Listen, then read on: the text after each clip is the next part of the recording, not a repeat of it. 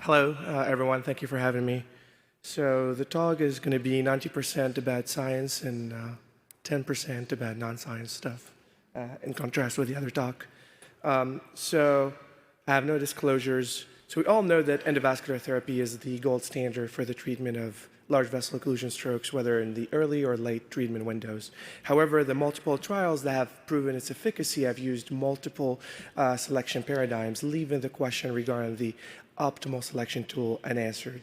And this is reflected in the guidelines, and we see that for late presenting strokes, the AHA-ASA guidelines only recommend using advanced imaging when the criteria is strictly applied. Meanwhile, there have been growing evidence showing that low-tech approaches using non-con CT and aspects are safe and have similar outcomes as compared to perfusion imaging selection paradigms or as compared to early window strokes. But we all know that aspects has its own limitations. One of them being its poor ability to predict baseline infarct volume and the fact that it's not in linear scale. And you can see here in the figure that there is a different volumes for different aspect strata, and so we can't predict volume just based on the aspect score.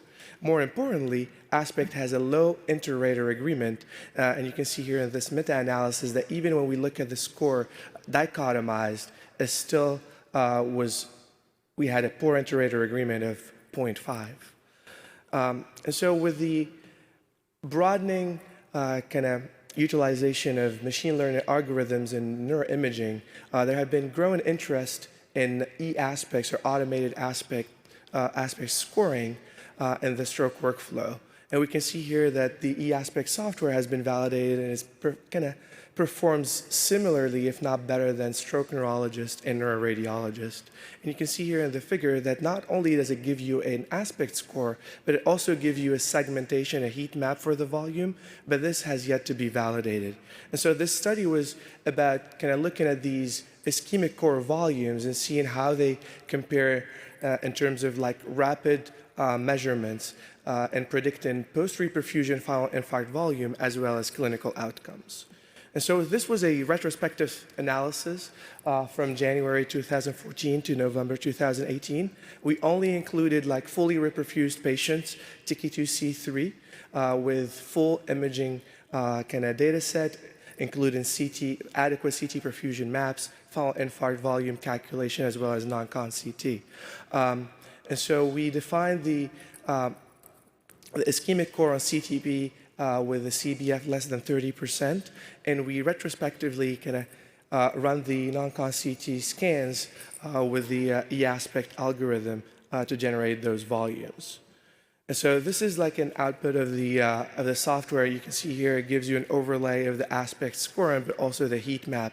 Kind of gives you a breakdown of the different aspect regions. And on the left-hand side, you can see that there is a detected acute ischemia, and that's our measurement of interest.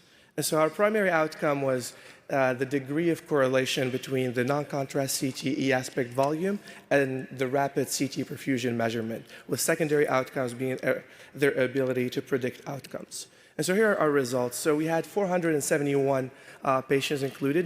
Median age was 65. NIHSS was 16, the E-aspect median was 8. In terms of volumes, you can see here that the CTP core median was 2.7 cc's, E-aspect ischemic core was 31.4 cc's, and final infarct volume was 22.5, with 61% of the patients achieving good outcomes in 90 days. So here you can look at the correlations. On the left-hand side, you have the E-aspect ischemic core. On the right-hand side, you have the CTP, CBF volume. And what we can see here, the correlations were only moderate, 0.5 for E-aspect, 0.4 for CTP. We're thinking maybe this was due to outliers, so we wanted to kind of get rid of them, which is a tricky business when you're dealing with clinical observations. So we did that using a Cook's distance method, and the results remained the same.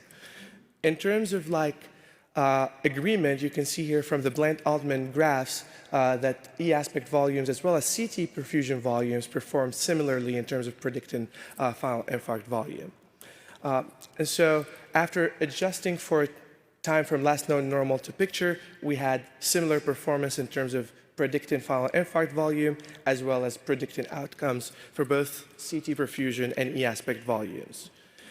But what about early window and late window? You can see here the overall cohort and the top panels, and then you have the early window patients and the late window patients. And you can see that the graphs kind of behave similarly. So there were no statistical differences between CTP and E-aspect volumes, whether in the early window or the late window. So our study has obviously some limitations, mostly inherent to retrospective design. In some cases, we did not have an MRI to measure the final infarct volume, and so we used a CT for that. We only included fully reperfused patients, but we cannot exclude some infarct growth that may have confounded the results. And obviously, the post-reperfusion scans were done at different time points, which may also have confounded the results in overestimating or underestimating infarct volumes. And so in summary, our study kind of shows that the E-aspect generated ischemic volumes perform similarly to CT perfusion CPF volumes in predicting final infarct volume as well as outcomes. This could represent a viable alternatives in centers that don't have access to advanced imaging and may make endovascular therapy more widely available to the patient population. Thank you.